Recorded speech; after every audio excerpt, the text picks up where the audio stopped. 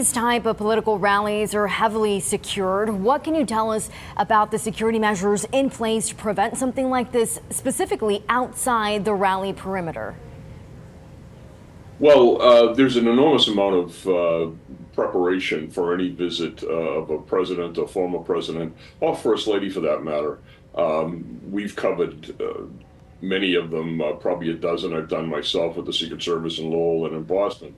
And there's what they call a package, which is the whole group that comes in, Secret Service, and the other agencies that help, the state police, the local police, and the medical personnel who are involved.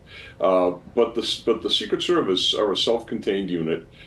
They have not only plainclothes Secret Service agents, but also tactical officers, and in this particular case, the counter sniper team played a major role.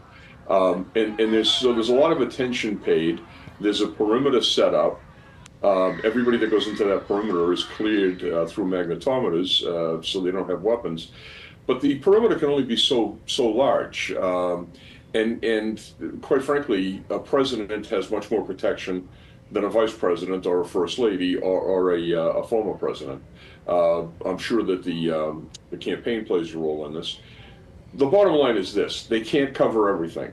And it seems as though this particular person was smart enough to stay outside the perimeter and use a high-powered rifle with a scope that gives him reach far beyond the 100 yards or so that the perimeter is made up of. And of course, at this point, we don't know very much about the shooter, but we know that the shooter, as you mentioned, was in an elevated position on that rooftop, possibly using an AR-15 style rifle, and again, outside of the perimeter of this rally. So what does that say to you about the shooter and their possible weapons training?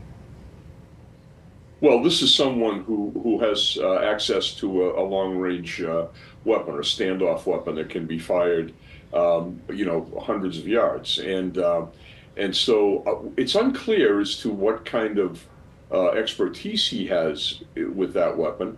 But frankly, I've fired these guns before down at Fort Bragg, and you can hit a target hundreds of yards away without a lot of training.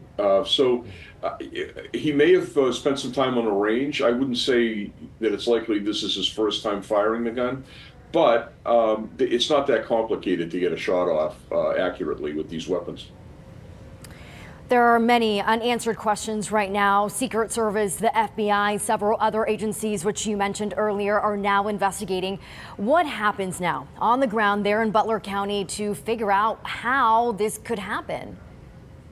Right. Well, this is an enormous crime scene. It will be gone over similar to the way the marathon was covered.